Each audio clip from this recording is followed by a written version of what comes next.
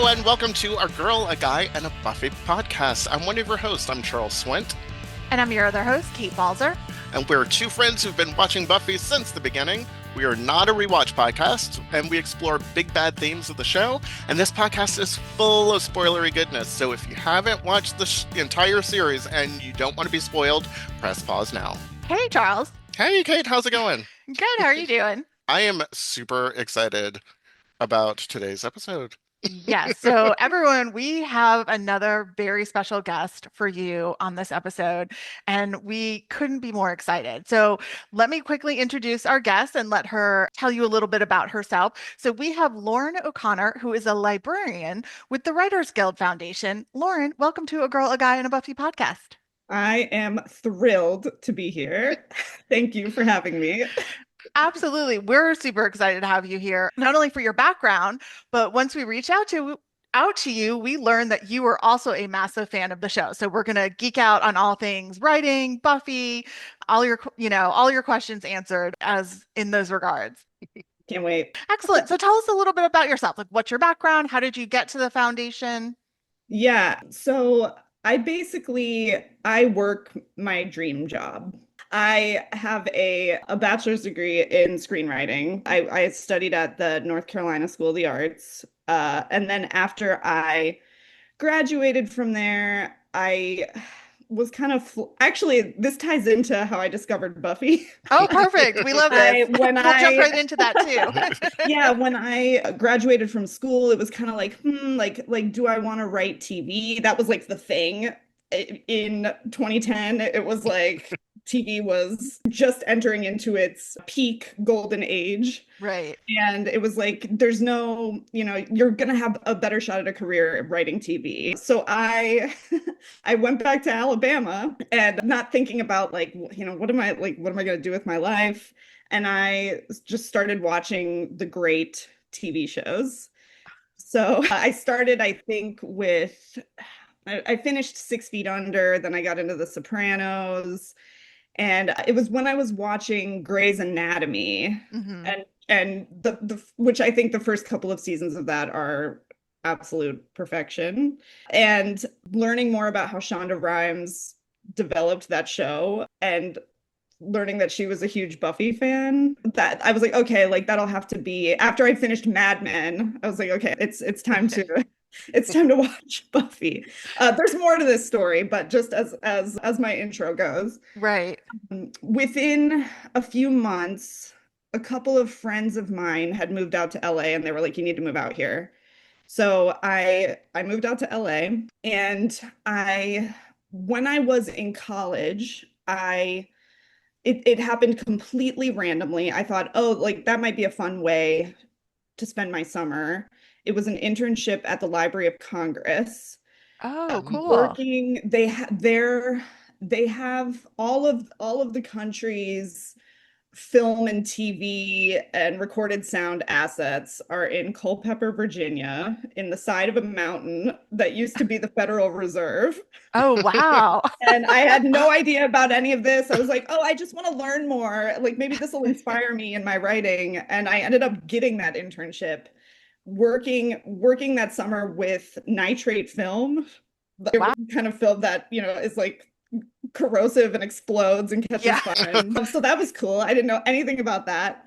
And after that summer, I was kind of like, I don't want to be an archivist or a librarian, but it was kind of in the back of my brain. And when I moved out to LA, I was like, I guess I want to be like a development executive. So I was like reading tons of scripts and I had this internship at a production company. And I quickly sort of realized like that the head of the company was like, Lauren, all you have to do is write a spec script of Modern Family and I'll give it to some agents and that'll be that.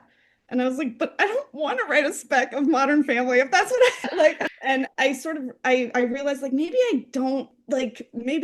being a professional TV writer isn't really like for me. And so I went to grad school and I studied not library science. It's a program that doesn't really exist anymore at UCLA called the Moving Image Archive Studies program.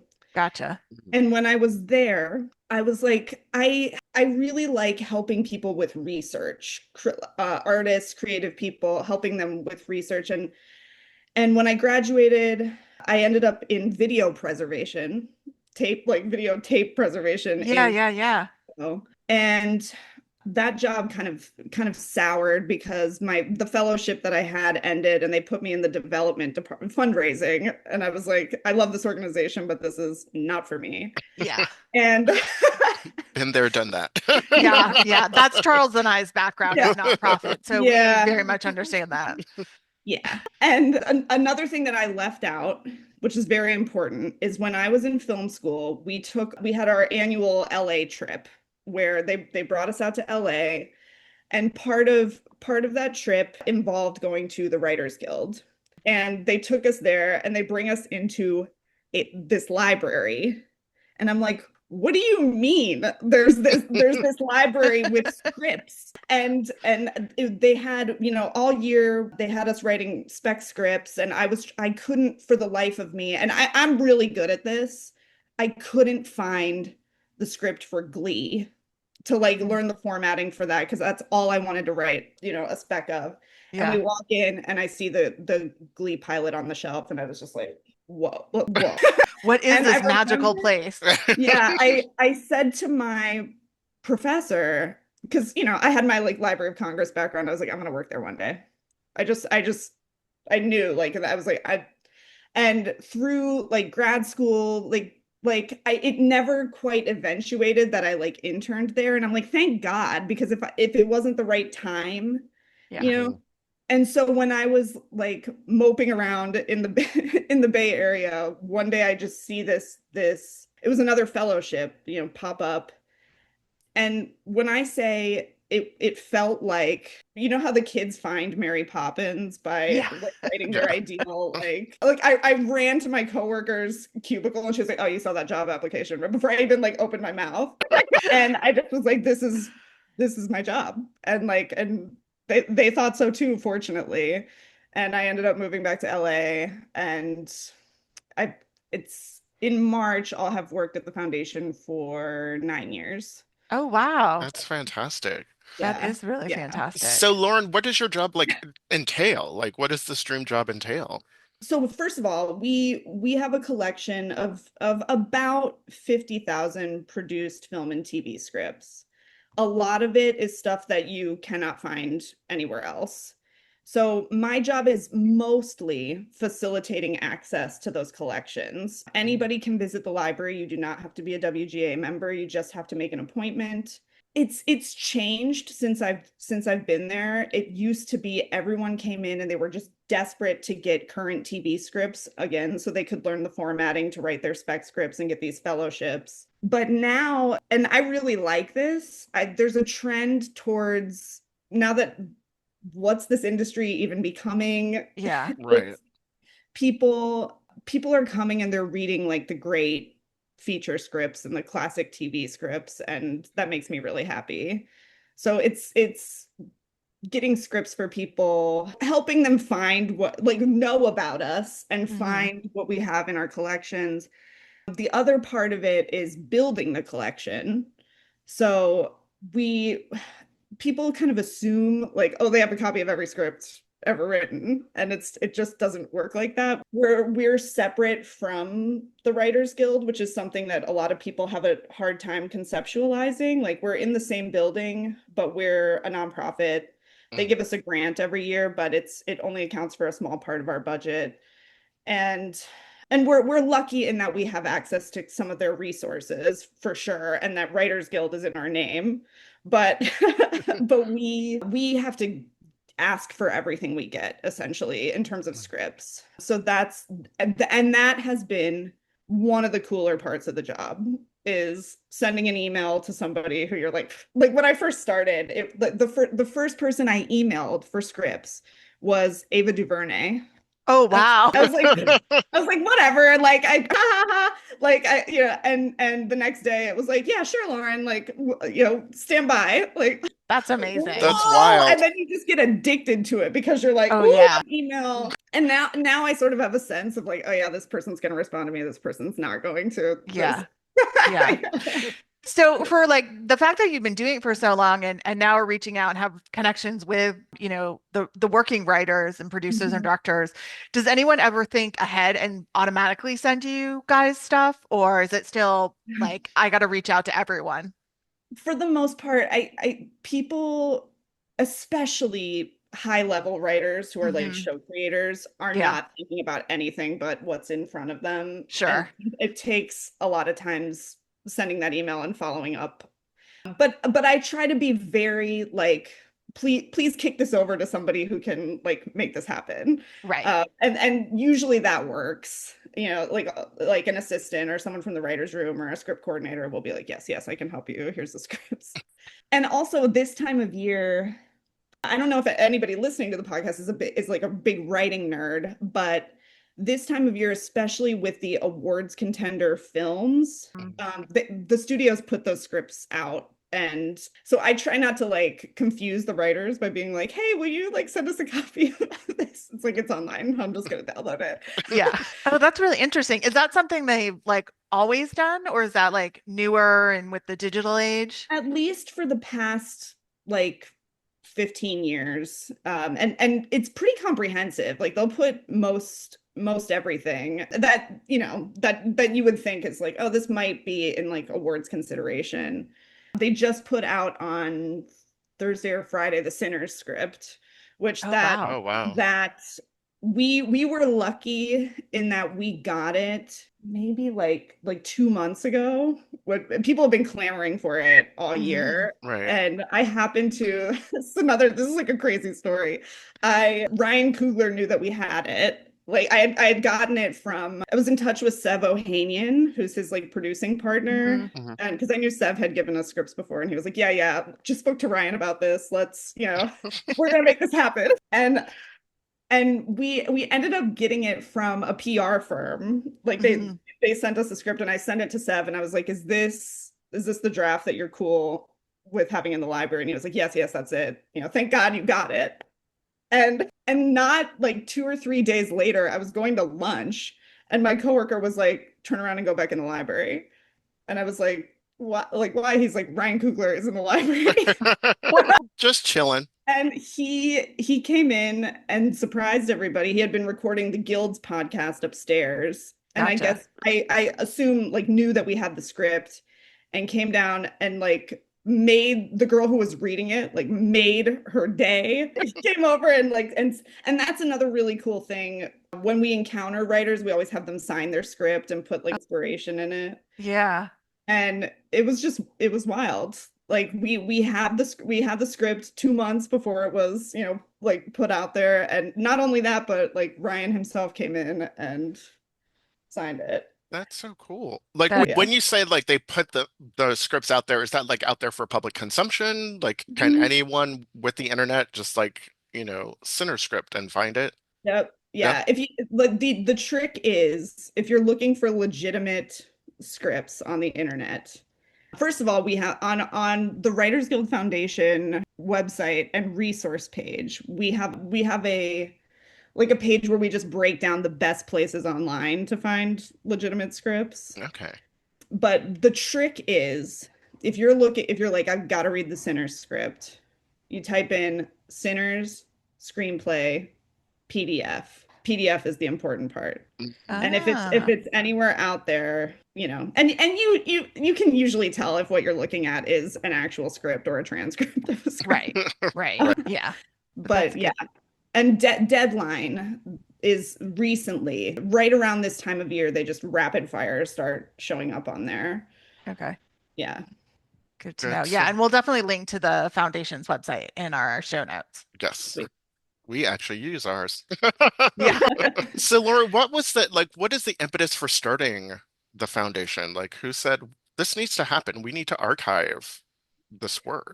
It was like two separate things. So first of all, next year is our 60th anniversary. It was back in, I guess, what would that have been? 66. Some prominent guild members wanted to bring international writers to Los Angeles to attend some Writers Guild screenwriting conference. And they were like, we need to have like a nonprofit arm of the guild so we can raise funds and bring these writers here. And that's how the foundation started. Mm. But we archive the guild's newsletters going back many, many decades. And it's fun because you can see like we're starting a library. Send us send us your scripts. And it was mostly just to help in the beginning, very small, just printed copies of things that were nominated for Oscars and Writers Guild Awards. Come here, like send us your scripts and we'll start this little library and you can come and read and get inspired. And when it became part of the foundation, I think this was probably in the 80s sometime. It eventually it was like we're going to open our doors to the public to help aspiring members of the Writers Guild learn the craft, and it's become this really special way to preserve the legacy of, the people who are members of this union. And yeah. Cool. Do you happen to know like what the first script that was submitted? I don't. Okay. I think it was stuff like from that time period, like Butch Cassidy and the Sundance Kid, and a lot of early television, like Texaco Star Theater, Yes. before there were like TV Yeah. shows, like stuff that Rod Serling wrote. We have some early like that kind of stuff. That's so cool though. Yeah. That is very cool. So in addition to the library and the archive part, do you also do programming? That's a lot of people come in through the library and then Mhm. discover all this other stuff that we have. Our events are also totally open to the public. A lot of them are on Zoom. But there's also a lot of like in-person stuff, which people love because it offers them the chance to network with other writers and meet Sure. people that they otherwise wouldn't have access to. In the pandemic, when everything moved to Zoom, we developed, which has become my other favorite part of my job, like without question. I and my coworker Javier have this series that we don't get to do as often as we'd like because it takes a lot of work, but it's this series called WGF Library Script Breakdown, where we get on Zoom with a writer and we essentially have their script and we like go through it with them almost page by page, talking about their choices. And the last one we did was with Winnie Holtzman and Wicked. And she cool. stayed talking to us for like Wow. we're doing. Wow. I was just like, oh, we're running out of time. But she was like, whatever. Like, well, We'll keep going. That's yeah. really awesome. I think, and that's such a great learning tool for a writer, I'm sure, or an Absolutely. aspiring writer. And it's just so fun. Like if it, we open it to the public so you can watch it on Zoom while we're recording it, and just it's so enriched by people's chat comments. Mhm. Also, we have one coming up, which I'm super, super excited about. Have you seen Hamnet yet? Not yet. I keep hearing about it. It's on my list. Yeah, it just got locked in on Thursday. The novelist Maggie O'Farrell and Chloe Zhao are gonna break down the Hamnet script with us, which I'm like super, super stoked about. That's super cool. That's Yeah. exciting. So, Lauren, what's something that would surprise people about the foundation? Surprises. I feel like I was thinking about this right before I sat down, and whatever I was gonna say is not here anymore. We understand It that. happens all the time. Yeah. I think what I was gonna say, I kind of covered that we are not the Writers Guild. Like everybody refers to us as the WGA Library, and we always want to make that distinction where it's like, no, we're, except we did during the strike in 2023, we had to close and we were out on the picket line in summer of 2023. And that's something people might not know about the Writers Guild Foundation. Yeah. So as you were giving us your backstory, you started to tell us basically it was learning that Shonda Rhimes was inspired by Buffy in the creation of Grey's Anatomy. So was that the first time you'd ever heard of the show? And so that's what got you to watch, correct? That's it. I had a friend during that period when I was just like back home in Alabama, like not knowing what I was watching, lots of TV. Right. My friend Bree was obsessed with Buffy. And I just remember her saying, we were talking about the musical episode, and I knew it's like those, classic films or whatever that you're like, I need to get around to watching that, like at some Right. point. Right. And she was talking about the musical episode, and she's like, well, it's, Buffy starts singing about her feelings because she's depressed. And I was like, what do you mean? But like Buffy the Vampire Slayer has depression? Like, I was like, that sounds kind of interesting. Like maybe I need to like get back into the show. But my first kind of like real connection point with it, I remember I was in middle school when it was airing, early middle school. So I like, in 97 or whatever, I remember it would be on TV and I would be like, nope, like vampires scary. I'm not I'm not messing with that. And then it's, when it started to kind of develop a reputation, it was around the time that I was probably in like 8th grade. I started seeking out scripts like online, trying to teach myself how to write. And I was like, ooh, like at the time, I don't know if it was like 2001 or something. It was like Sarah Michelle Gellar was like the hot, Yeah. Yeah. And I was like, I need to find the Buffy pilot. And I found it on one of these like script websites, and I read it. And I was, 8th grade me, I was like, whoa, this is really good. like just not knowing anything about anything, the way that they use the backstory of the movie. And she started, the all great pilots, especially like the teen dramas. It's like it's first day of school, trying to start fresh. And how they use that, and she, like, in the principal's office because she set the gymnasium on fire and she's trying to leave that behind her. I was like, this is so compelling, and I care about her. And the way that it ends with her like in the coffin, like I was, whoa. And I because it was just like, I always try to explain to like like younger people, and like there wasn't a way to go back and like stream these things, so it was harder to kind of like get into them sometimes. I would kind of have it on, but I didn't know what was going on, and I was like, yeah, it's so it wasn't until I was fully graduated from college and watching the great TV shows, and my friend Bree, her obsession with it, I started watching it, and then like all of a sudden it's just like all I want to do is talk to Bree about Buffy. You drank the Kool-Aid. That's awesome. Yeah, no, we definitely understand that. What I love though about your story is the fact that you kind of discovered it through the pilot script, which really speaks to, and I'm sure you would say this as someone working at the foundation, that I think good TV and film really are dependent on starting with a good base, which is the script. I mean, the fact that you could like really connect to the story without it even being performed just really shows you like how important a good script can be. Well, and I've been kind of re-obsessed with the show. I think a lot of people have ever since it's been like announced it's not a reboot, but the requel. Ever since they announced that, I just feel like it's been kind of in the zeitgeist. Like a lot of people are kind of like talking about it.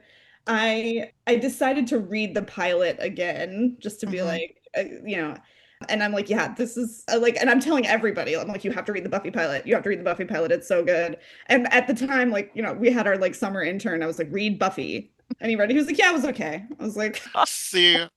That already tells me everything I need to know about that person. But Javier, my coworker, like he read it and he was like, yeah, brilliant. I want to watch this. Like his new thing is when there's like a hot show, he's like, I gotta watch this thing. Like and so he read it and he was like, I gotta watch this thing. It's so good. So outside of the pilot, since that was the way in, do you have like a favorite Buffy episode?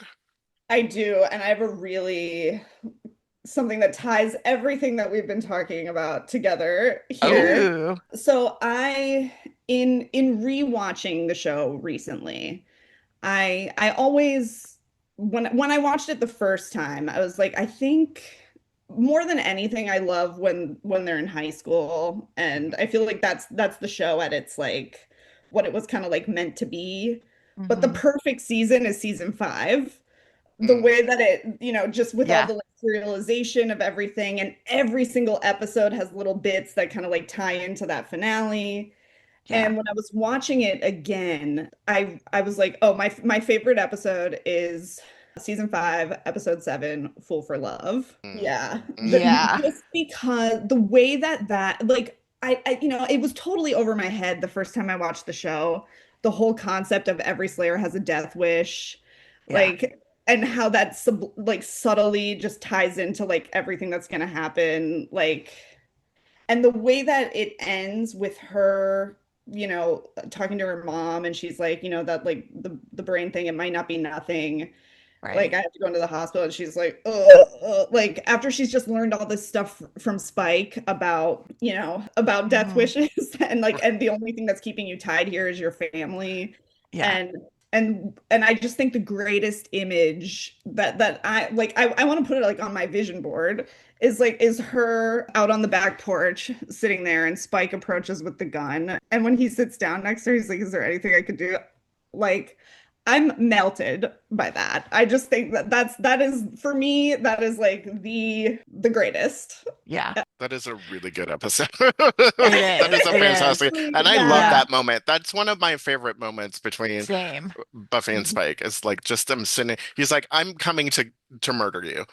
Yeah. I've got a shotgun, but then I see how upset you are, and it just melts my heart, and I can't see you sad. It Yeah. just, yeah, it's It's so good. The two of them sing, and just it's just one of the great final images. yeah, And so, as I mentioned, the way that we get scripts for the library is we reach out to writers, and Right. and we, when I first started, the Buffy collection was kind of scant. Like Mhm. like we had the first 2 seasons.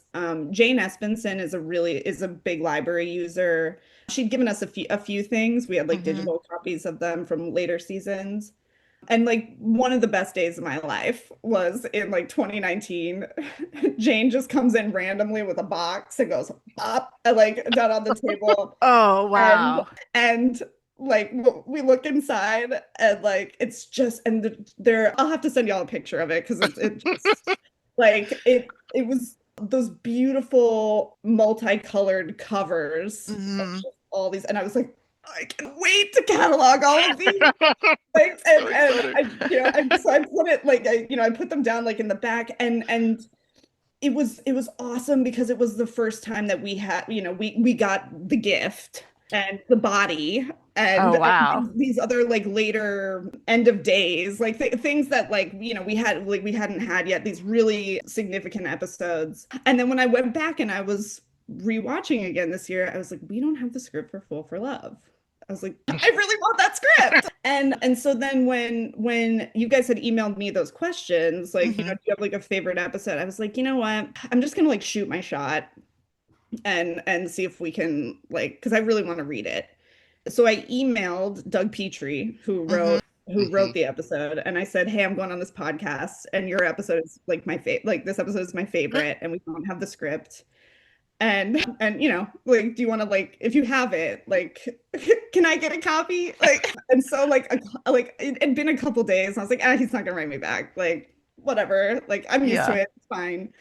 And like a couple days later, I just get an email back that's like, wow, this couldn't have come at a more like fortuitous time. Like, I'm cleaning out the garage. He's like, we're doing some remodeling, and he was like, hopefully I'll find it, like, and 5 minutes later, I got an email back like, that was easy, I found it. And so last week he brought it down to the library. He brought his son. He was like, oh, this place is so cool, like, so I made him a copy, and we got to hold on to the original. And so now we have it, and I read it, and that moment at the end of the episode is like just as it's really tremendous. Like just the way that they describe, that flashback in New York where they're fighting on the subway and whatever. Like, this is so good. This is so good. And it's just, like, biggest thanks to Doug Petrie for doing that, because that was like Christmas really like came early there. Yeah. Oh my goodness, that's amazing. Yeah. Jane, Doug, thank you so much for that. Yeah. Come on anytime. Come on anytime. We would love to have you. I mean, like, and I'll put in a good word, because I mean, like, truly, like, in terms of being able to access Buffy scripts and Buffy stuff in the library, like, Yeah. it takes, a lot of writers, like, they write something and they're like, no one wants to look at this. And it's like, I assure you they do. Like, please. We And really want to see the that. best part of that Fool for Love script, like he handed it to me and was like, oh, there's like some scribbles and stuff from back in the day. And when I opened it, like on the back of one of the pages is like almost like a mini storyboard that, I guess he had drawn, where it's like Right. it's like a frame of Spike's face. And then the next little drawing, there's like a fist in it. That's like, boom. That's awesome. Oh, I It love kind of that. feels like television writers. They're just like us. They scribble on the Yeah. margins of their Right. Yeah, of I their mean, paper. truly though, They put hearts truly. over their eyes too, you know? Right. Yeah, Oh my yeah, gosh. That's yeah. a great story. Oh, very cool. That's So now awesome. Fool for Love. I love that. So do you Mhm. know how many like Buffy scripts you all have in person in We have most of the ones that you would probably want to read. I mean, we have the entirety of season one, season two, and then I would say with three, four, five, six, and seven, probably like 8 to 10, mm, from those, like every once in a while you encounter something you're like how do we not have that, Yeah. like the season three finale. I think we have part one but not part two. Gotcha. Like it's yeah. stuff like that. Like Yeah. it's fine. And I also have faith just that, like, how engaged a lot of the writers are. Like, we'll get them eventually. Right. Like, it's just that's kind of the cool part of it, is, how stuff kind of trickles in the Yeah. years. Yeah. Yeah. Have you, speaking of like the renewed interest in the show, have you seen that in people coming to the foundation wanting to look at more at Buffy scripts? Yes. And I was trying to nudge it when how you guys discovered me on on Yeah, right. Yeah. I was thinking about our, the collection, and I knew that David Fury, who was also a writer on the show, had Right. given a few things just from his career. Like, he wrote on a bunch of shows. And I was in the back looking through some of the archival boxes, and I was like, oh, oh, oh. I was like, there's a Buffy outline in here, an outline, like, not a script. And that, discovering that, I was like, why isn't this? I'm gonna digitize this, and we have, when you come into the library, because we're running out of, like, physical space, so not everything is printed, and especially like with newer TV, it's like we have room to maybe like print the pilot script, Mm, Mm, and then if you want to read subsequent episodes, we're going to give you an iPad and they're going to be on there. A lot of gotcha. people, it's like, oh, what do you mean I have to look at an iPad? Like, but the cool thing about it is we have like a folder in there of like development materials, outlines, pitches, like that kind of stuff. And I was like, this Hmm. Buffy outline like definitely needs to be in here. So I'm also hoping, that we can get like more of, for any show, but Right.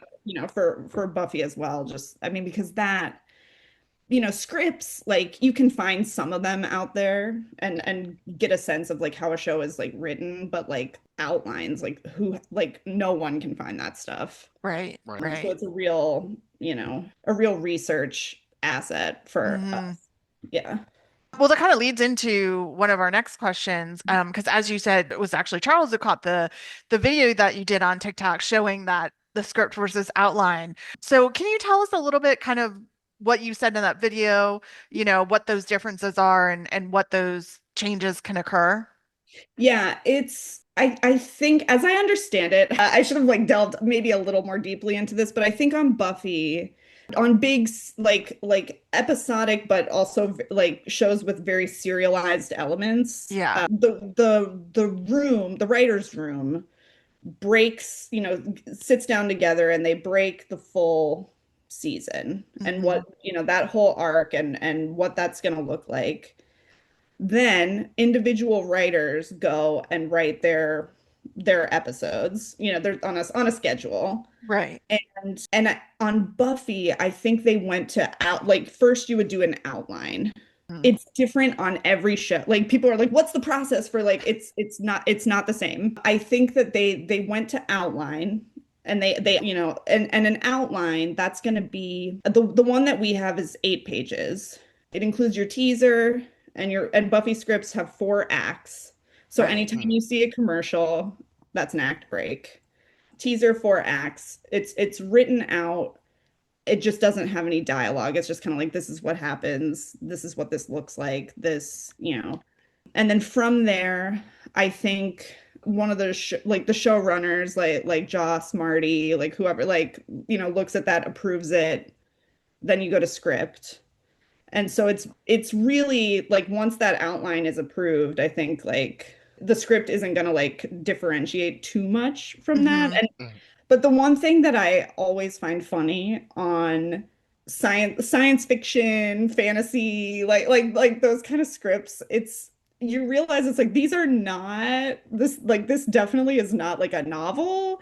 This is just like a document used to like for like to just tell you what the show is going to be, how it's going to feel, what it's going to, and the language, like for some of these more like fantastic things, is often just very casual. Like that's the thing that people always laugh at with like Game of Thrones scripts. It's just the humor of like, yeah, we know this is dumb. Like, there's a lot like in the Buffy scripts. It's like one of my favorite. I was reading the script probably like a couple months ago for Conversations with Dead People, which I think written by Jane Espenson and Doug Petrie, if I'm not mistaken. I think that's right. Also one of the like brilliant episodes. Yeah, I think it's where like each storyline, each writer did a different one, because I think Josh did the Buffy Holden one. Yes. I think so. So I think you're right on that. Yeah. I think I don't want to. I never want to right on proper credit.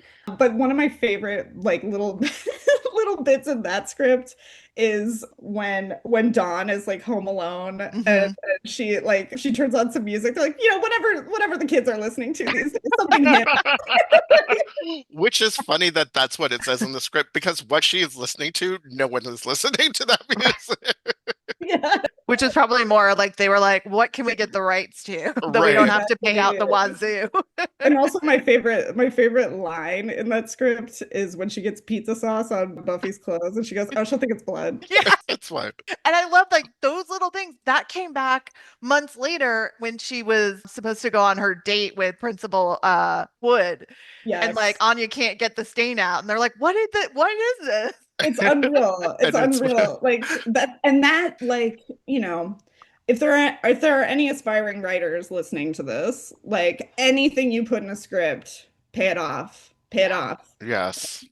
Yeah. So just for fact checking, I just wanted to so the writers credited on that are Jane Espenson, Drew Goddard, and then Rebecca Kirshner as an executive story editor on there, and then Drew Goddard as a story editor, and then Drew Greenberg as a story editor, and then Drew Goddard as a staff writer, and Marty Noxon, but she is uncredited. Gotcha. According to IMDb.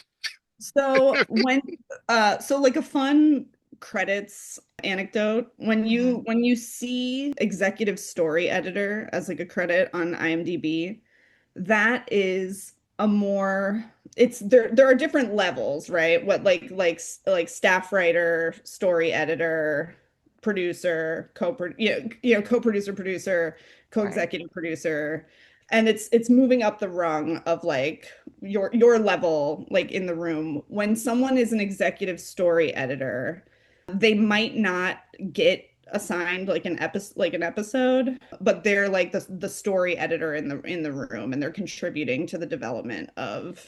So that's why you'll sometimes see those names like credited on every episode. Fun fact. Yeah, that's good to know.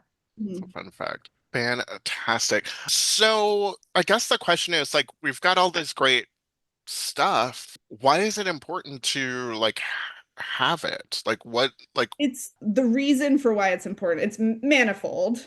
But primarily like our purpose in having it, we want to preserve, obviously, like writing. This could not be more timely in the like robots are writing stuff. Like, just like holding on in a tangible way to like human creativity, like the stuff that it's like writing, like it is a valuable thing.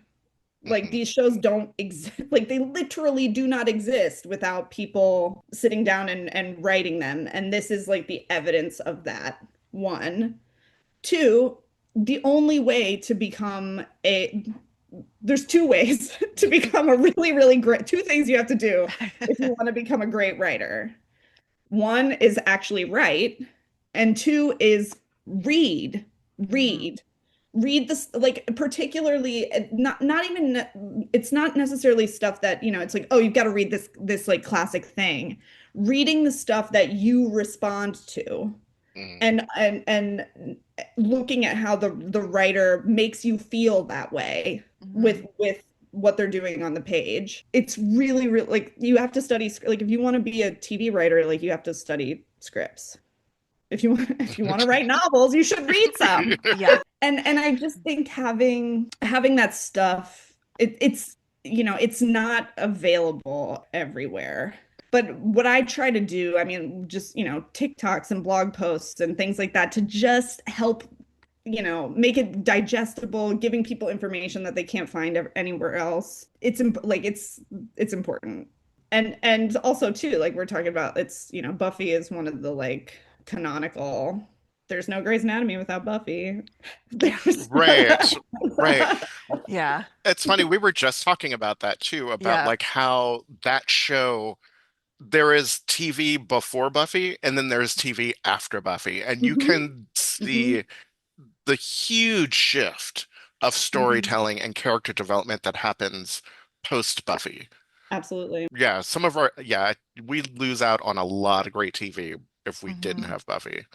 Yeah, and I think too, people who are just coming into wanting to be, writers, sometimes you have to go back to those great shows. Like, just the current thing. Like, I personally, like, I want to go back to the thing that inspired that. You know what I mean? Like there's like, and I really, really do think it's just like, there's two shows. There's Buffy and there's The Sopranos. And everything that we have on TV, like, it comes from those two things. Yeah. We're at a point where I think it's going to evolve. Like, I don't know what the next like thing is that's going to like shape whatever the media is that we're like in terms of like peak TV, that doesn't exist without The Sopranos and without Buffy. Yeah. And part of why I liked Buffy so much is it felt kind of like The Sopranos to me. Like, yeah, but with like a girl protagonist in high school. Struggling. Yeah, exactly. Yeah, you kind of, you can forget or not realize like how things like what Buffy brought to TV didn't exist before Buffy. Like you said, like a female protagonist and a young protagonist and, all those elements to it. And I think treating the young adult storyline as something with gravity and gravitas that, maybe other shows before didn't think to do. And just the world building, Yeah. like that's something that we hear a lot, because for me it's like great TV. It's about creating this universe that I just want to like live in. Yeah. Yeah. The amount of times that I go back to watch Buffy just because is, insane. I watch that series hundreds, if not thousands of times. It's just so good. I'm sure you've talked about this before on the podcast, so forgive me, but just for my edification, what are y'all's favorite episodes? That's like asking me to choose my favorite child. I know. Oh gosh. I feel like I have caveats. Like, it's like, this is my favorite episode for this, and this is my favorite episode for this. I usually, one of my go-to responses to that question is Prophecy Girl, because to me, it's like her speech about not wanting to die, and she's only 16. Like, to me, that's the switch where, like, at the end of season 1, what Buffy's DNA is, like, the show and the character becomes Buffy. Yes. And I mean, there's a million great episodes that I could name as a favorite, but that moment, like, I can go back to it time and time again, and it still just like hits me in, in the feels. I'm gonna go back and read that monologue now that you It's so good. There are great speeches. Yeah, I don't know. I think I really go back and forth with all, because there's something about everything that I really like. There are definitely episodes that I'm like I just did a post on TikTok that I was like, you guys, I can't watch Into the Woods for a while. It's I get too angry about it now, so I Yeah. have to put it away. But I think one of my favorite ones is The Gift. I just Yeah. think that it's so like it's so it that whole episode sort of like is a nice sort of encapsulation of what the entire show was about. Yeah. It gives us that like that finale, that catharsis, that release that we need to be like, okay, we've seen what Buffy is. We've seen the show, and the story can end there. And the fact that we get 6 and 7 is great because we wouldn't get, come up once more with feeling, I think kind of goes without saying Yeah. is one of Mhm. like the Yeah. best, you Yeah. know, Yeah. 42 minutes or 48 minutes of television. Yeah. But yeah, but I think there's something about The Gift that just, it's just beautiful and lovely and I love how it all comes together and yeah, it's the Scoobies fighting it together and Yeah, it's yeah, powerful. I just yeah. remember the first time when I first watched the show, not having any idea, so, avoiding spoilers and not having any Right. idea that that was coming. I was like, oh my God, I can't believe I'm crying at Buffy the Vampire Slayer. Oh Yeah, yeah, And for sure. that's the great thing about the show is that it does like it can make you cry and Yeah. like you'll cry and then like 2 minutes later you're laughing your head off because of something ridiculous that's happened and you're like, what's going on here? yeah, Yeah, sometimes one of my favorite things about rewatching the series and that happened to me this week is been watching some episodes for to record for our upcoming season is rediscovering like the in-between episodes that aren't yeah, necessarily on the top 10 list, but you're like, oh my God, this was such a good episode. Like I just did that with Enemies this week. And I was like, man, I forgot how good this was. And I love seeing Angel pretend to be Angelus. I was like, can we just have him do that all the time? Because yeah, it was yeah, like yeah, yeah. so good. And the fact of like Giles, Buffy, and Angel like secretly planning behind everyone else's back in order to find out what was going on. I was like, oh man, I had forgotten how freaking good this episode was. Yeah, that was when I rewatched it recently. It was amazing how much stuff I'd kind of forgotten, Hmm. but also how much like I didn't notice it before. It didn't feel Yeah, as relevant to me. And then yeah. watching it now, I'm like I think the thing that I've always like has always been a big way into that show for me is like Giles and Buffy. Hmm. Like they're kind of like surrogate, like whatever. Really, I'm just like, oh my God, this like that episode Helpless gets Yeah. drained of her powers and has to go. Like that's another Yeah. one of my like favorite ones. And it's perfect because it's just like a great standalone kind of Yeah, that would be like a good one. I mean, it's like a weird to say, but in some ways it would be, I think, a good one to also like introduce people to Buffy because it Mhm. like hits home on a lot of things. But like you said too, in some ways it's also like a standalone episode. Yep. And so much changes in that episode. Like, Hmm. that's, I mean, that shifts everything, like Giles getting fired and all of that stuff Yes. happening in that one episode. And that's the other thing, like, so much happens in one episode that you're like, wow, there's a lot, they have packed in a lot of information in Yeah. 42 minutes. Like, But what's also it's going on? such a gut punch. Yeah. Like when Yeah. like all of a sudden he's the one who doesn't pass the test at the end. You're like, oh my Oh no. God. It's insane. So, Yeah. Lauren, I have to ask, are you team Angel or are you team Spike? Are you team Cookie Dough? Okay. My favorite episode is Fool for Love. So I think it's pretty obvious. Like, That you're We team didn't want to Spike. assume. I didn't, right. but I appreciate that you didn't assume. Yeah. Yes. Yeah, I mean, hearing you talk about that episode and like that moment at the end between the two of them, for whatever flaws, there might be in that development of their relationship. I just find their relationship probably one of, if not the most fascinating journey for that whole series. Yep. Mhm. Like where they start from to where they end up and how they get there. It is like unbelievably complex and complicated and it just there's so much in it. It's a really genius storyline in that series. Yes. Yeah. And one of my favorite things about television in general, because when I was like growing up, I was like TV. Like this is like it was before TV had a moment, Yeah, TV. yeah, yeah. But I think it was, when I was watching like The Simpsons or Mhm. Sex and the City, and all of a sudden you're like multiple seasons in and a character like Bart or Samantha Mhm. or whatever has like an emotion, like they don't even have to say anything, but it like hints that there's like something going on. Nothing hits harder than that because you've been with these characters for like whatever. And on Buffy, like Spike is kind of that character. Yeah. Mhm. When you're like, and I think it's in like Fool for Love, like all of a sudden you're just like, oh my God. Like there's more going on. There's more going on. Yeah.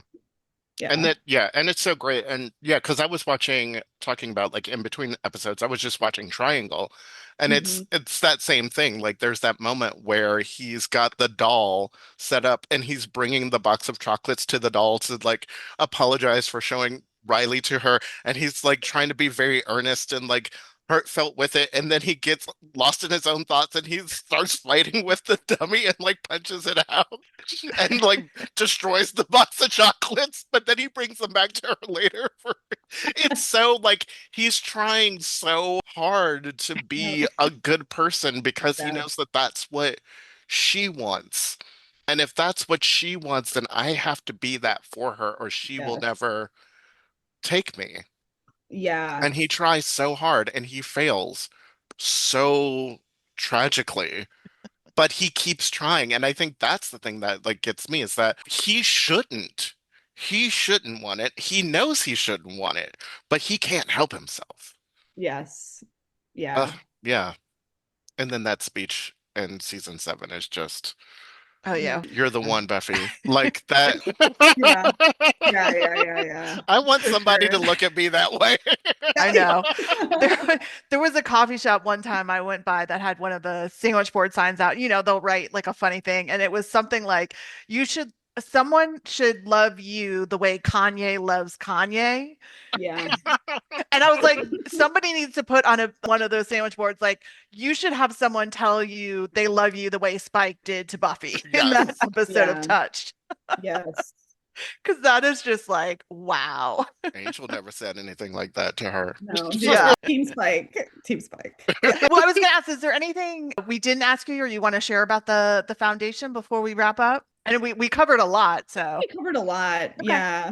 This has just been such a pleasure. You guys have no idea. Like, We love talking to other Buffy fans. Yeah, we This is do. really great. yeah. Much for doing this. We loved having you on. This was such a great conversation. Yeah. I mean, I was so excited when I saw your TikTok. I was like, hey, oh my God. Like, immediately. Was that your first time hearing about the library? Yeah. And- Yeah. It was the first like good. introduction to like the library or anything like that happening. And I was like, what is this? And then I Yes. was like, now I have to do a deep dive. And now I have to like call everyone I've ever met right now and let them know that this thing exists. I know. Well, I'm trying to like get the word out there, especially to like fan communities. You know, like it's like you want to do deeper research into this. Like there's a place. There's a place. You can come right here. Yeah. And I'm here to help. Lauren, you're our very own Giles. You're Yes, pretty much. Like, and also another one of my favorite images on the show is the Kiss the Librarian mug. The Kiss the Library. Yeah, I need to have at work. Yeah. Excellent. Well, Lauren, thank you so much for joining us. Where can people find the Writers Guild Foundation? We're very active, as you know, on particularly Instagram. That's a good starting point into the foundation. But the best hub is just to go to our website, wgfoundation.org. You do not have to live in LA to take advantage of a lot of the stuff that we program and that we offer. I mean, the WGF Library Script Breakdown series, people all over the world watch that. So I highly recommend just checking out like our events and the resources page, particularly on our website. It's really helpful, especially if you don't live in LA, like the where to find scripts online and that kind of thing. Fantastic. Well, we'll definitely make sure to put those in our show notes and link everything over there, and your Instagram handles and all of that stuff. And I have some images I'll send you guys just, to nerd out over. Fantastic. Yeah. I love it. Yes. Well, thank you, everyone. We hope you enjoyed this conversation as much as we did. And if you want to reach out to us or, you have any questions for us to ask Lauren in a potential future conversation, you can email us at abuffypodcast @gmail.com. And you can find us on social media at A Buffy Podcast. All right, we'll see you next time. Bye. Bye.